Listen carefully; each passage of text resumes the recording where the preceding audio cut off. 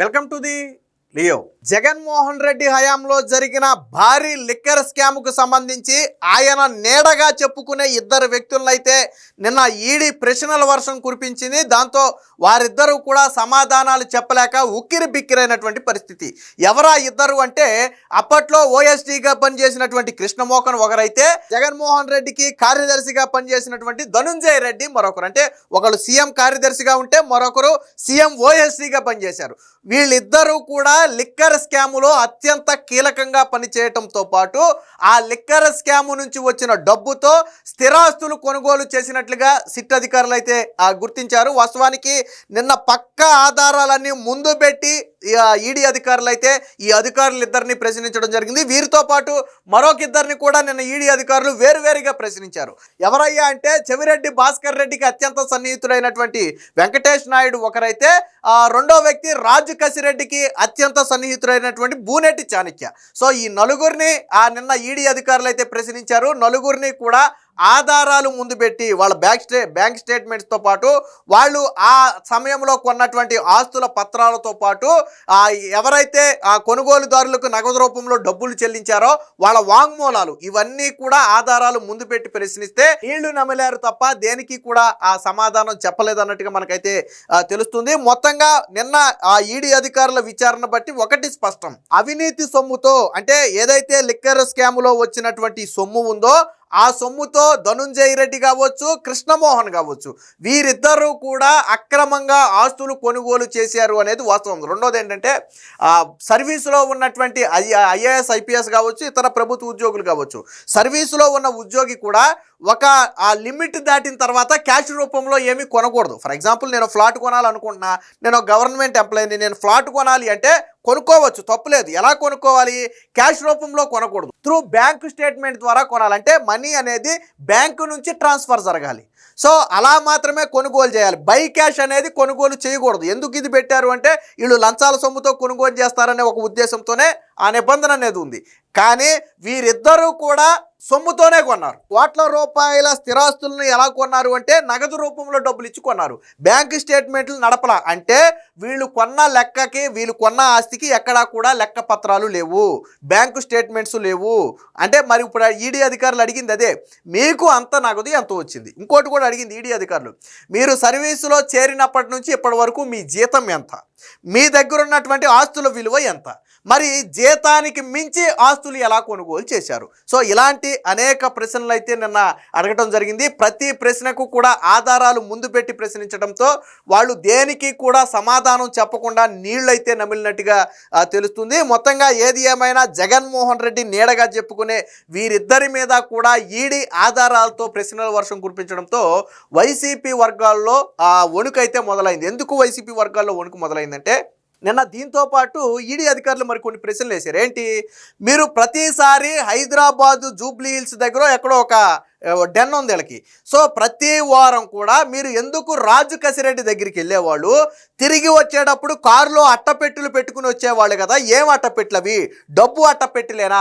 డబ్బు అట్టపెట్టులు అయితే ఆ డబ్బు మీకేనా లేదా మీరు ఎవరికైనా చేర్చారా అని అడగటంతో పాటు అంతిమంగా ఈ మొత్తం లిక్కర్ స్కామ్లో ఫైనల్గా డబ్బు ఎవరికి చేరింది? 3,500 కోట్ల రూపాయల ఈ లిక్కర్ స్కామ్లో నాకు తెలిసి పైన ఒక 500-600 కోట్ల రూపాయలు వీళ్ళు పంచుకుని ఉంటారు. కింద వాళ్ళు 500-600 కోట్లు వాళ్ళు పంచుకుని ఉంటారు.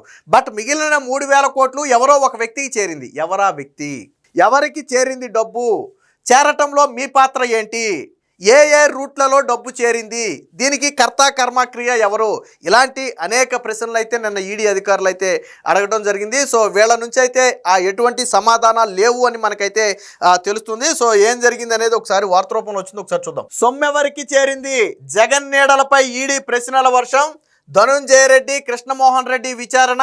ఎవరి ఆదేశాలతో రాజు కసిరెడ్డిని కలిసేవారు? ఆయన నుంచి తీసుకున్న డబ్బు ఏమైంది? సర్వీసులో వచ్చిన జీతం ఎంత? కుటుంబ సభ్యుల పేరిట పలు ఆస్తులు, వాటి కొనుగోలుకు డబ్బు ఎక్కడిది? కీలక పత్రాలు ముందుంచి ప్రశ్నలు, సమాధానాలు చెప్పలేని ఆ ఇద్దరు చాణక్య వెంకటేష్ నాయుడిని ప్రశ్నించిన ఆ ఈడీ అధికారులు అని చెప్పి వచ్చింది.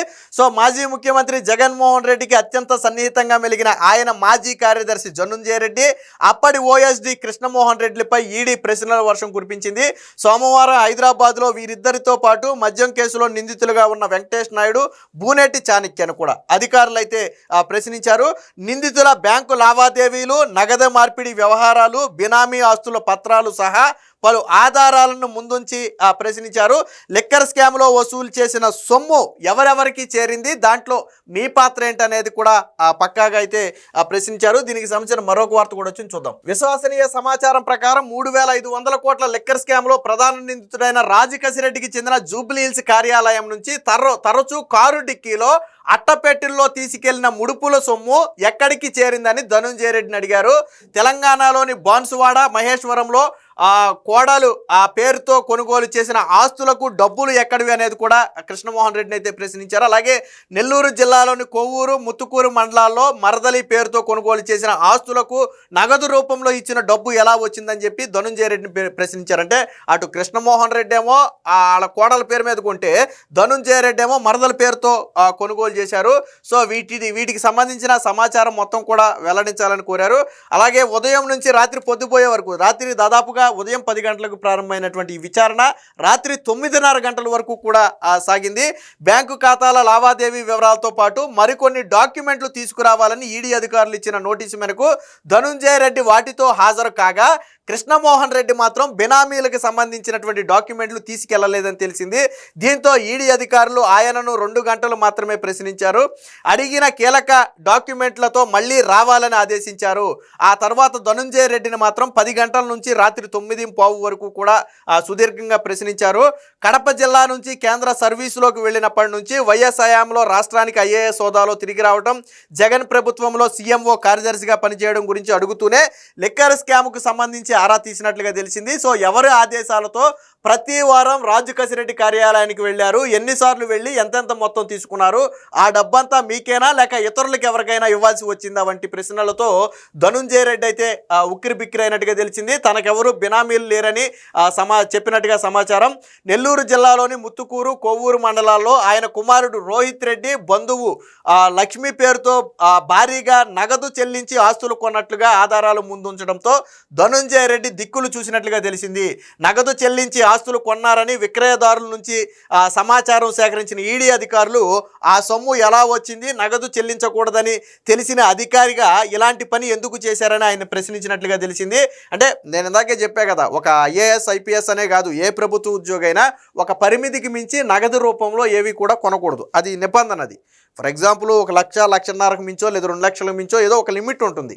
అలాగే స్థిరాస్తులు, ముఖ్యంగా కోట్ల విలువైనటువంటి ఆస్తులు కొనుగోలు చేసేటప్పుడు అసలు నగదు రూపంలో ఇవ్వకూడదు, బ్యాంకు రూపంలో బ్యాంకు నుంచి ట్రాన్స్ఫర్ చేయాలి. ఒకవేళ బ్యాంకు లోన్ అయితే ఆటోమేటిక్గా బ్యాంకు నుంచి ట్రాన్స్ఫర్ అవుద్ది, బ్యాంకు లోన్ కాకపోతే నీ బ్యాంకు నుంచే అమౌంట్ని ట్రాన్స్ఫర్ చేయాలి. బట్ ఇలాగా క్యాష్ రూపంలో కొనుగోలు చేయకూడదు, దాన్ని కూడా ప్రశ్నించారు. ఇక సగం అంటే బినామీ ఆస్తులకు సంబంధించినటువంటి వివరాలు తేకుండా వచ్చినటువంటి కృష్ణమోహన్ రెడ్డిని మాత్రం బినామీ ఆస్తుపత్రాలు కూడా తీసుకురావాలని చెప్పారు. ఉద్యోగంలో చేరినప్పటి నుంచి రిటైర్ అయ్యే వరకు ఎక్కడెక్కడ పనిచేశారో ఈడీ అధికారులు ఆరా తీశారు. మొత్తం సర్వీసులో జీతం రూపంలో వచ్చిన ఆదాయంతో పాటు ఆయన ఆస్తుల చిట్టా అడిగారు. తర్వాత కోడలి పేరుతో తెలంగాణలో కొన్న ఆస్తుల గురించి ప్రశ్నించారు. నగదు రూపంలో చెల్లింపుల గురించి వివరాలు అడిగినట్లుగా తెలిసింది. బట్ అవన్నీ నాకు తెలియదు, మా ఆడిటర్ చూస్తారని చెప్పి కృష్ణమోహన్ అయితే సమాధానం ఇచ్చినట్టుగా తెలుస్తుంది. ఇక ఇదే కోవలో మరొక 2 వ్యక్తులను కూడా ప్రశ్నించారు. అందులో ఒకరు వెంకటేష్ నాయుడు. సో వెంకటేష్ నాయుడును కూడా ప్రశ్నించారు. గతంలో మీకు డబ్బులు కట్టల వీడియోలు వచ్చినాయి బయటికి, గుర్తుంది కదా? ఆ వీడియోలు ఎవరి ఫోన్ నుంచి వచ్చాయి అంటే వెంకటేష్ నాయుడు ఫోన్ నుంచే వచ్చాయి. సో నేను ఈడీ అధికారులు అదే ప్రశ్నించారు. వీడియోలు ఉన్నాయి కదా, ఎప్పుడు తీసిన వీడియోలు, ఎక్కడ తీసిన వీడియోలు, అంతంత డబ్బు ఎలా వచ్చేది అనే వివరాలను అయితే అతన్ని కూడా అడిగారు. ఇక రాజకసిరెడ్డికి ప్రధాన అనుచరుడు బూనేటి చాణక్యను కూడా వివరించారు. సో మద్యం వ్యాపారాల నుంచి వసూలు చేసిన కోట్లాది రూపాయల కమిషన్ల సొమ్ము ఎవరికి చేర్చారో ఆరా తీశారు. ఒక వ్యవస్థను ఏర్పాటు చేసుకుని క్రమం తప్పకుండా సేకరించిన సొమ్ము ఎవరెవరికి చేర్చారు, అందులో ఎవరెవరు ఎంతెంత తీసుకున్నారు, అందులో మీరు ఎంత తీసుకున్నారు లాంటి ప్రశ్నలతో నిన్న ఈడీ అధికారులు అయితే ప్రశ్నించడంతో ఒక రకంగా ఉక్కిరి బిక్కిరి అయ్యారు. ముఖ్యంగా వీళ్ళిద్దరి మీద విచారణ వైసీపీకి అత్యంత ఇబ్బందికరంగా మారింది. ఎందుకనంటే ఒకళ్ళేమో జగన్మోహన్ రెడ్డికి ఓఎస్డీగా పనిచేసిన వ్యక్తి, మరో మరొకళ్ళేమో సీఎంఓ కార్యదర్శిగా పనిచేసినటువంటి వ్యక్తి. వీళ్ళిద్దరూ కూడా జగన్మోహన్ రెడ్డికి అత్యంత దగ్గరగా పనిచేయడంతో పాటు ఈ లిక్కర్ స్కామ్లో పాత్రలో ఉన్నటువంటి వ్యక్తులు. వాస్తవానికి వీళ్ళు అరెస్ట్ అయ్యి జైలుకి వెళ్ళి మళ్ళీ బెయిల్ మీద బయటకు కూడా వచ్చారు. సో ఇది అంటే ఇప్పుడు తీగలాగితే ఎక్కడ డొంక కదులుద్ది అనే భయం జగన్మోహన్ రెడ్డిలో కావచ్చు, వైసీపీ నాయకుల్లో కావచ్చు ఉన్నమాట వాస్తవం. ఏది ఏమైనా జగన్మోహన్ రెడ్డి నీడగా చెప్పుకునే వీరిద్దరి మీద కూడా ఆ ఈడీ ప్రశ్నల వర్షం కురిపించడంతో సమాధానాలు చెప్పలేక ఉక్కిరి బిక్కిరైనట్టుగా మనకు వార్తను బట్టి అర్థమవుతుంది. Please subscribe to Leo news for more videos.